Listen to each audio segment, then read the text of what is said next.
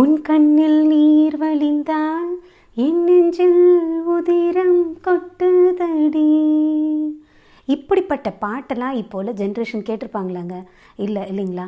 So அப்படி ஒரு வாழ்க்கை அந்த காலத்தில் இருக்கக்கூடிய அந்த தம்பதிகள் வாழ்ந்திருக்காங்க. இப்போ இருக்கிற ஜென்ரேஷன்ஸ் எப்படி இருக்காங்க அப்படின்றத பார்க்கலாமா ஒரு வீடியோவில்?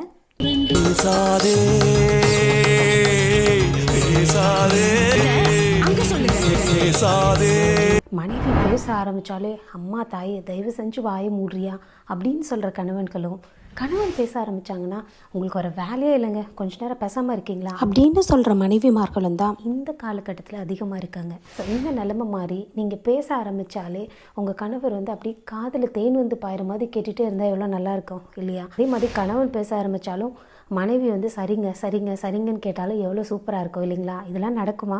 கண்டிப்பாக நடக்கும். சப்போஸ் நடந்துச்சுன்னா இந்த வீடியோவில் இருக்கிற மாதிரி தாங்க இருக்கும். என் வீட்டில் இரவு அங்கே இரவா இல்ல பகலா எனக்கும் மயக்கம் நானும் தான் நினைச்சேன் யோசிச்சா தெரியும் தூங்க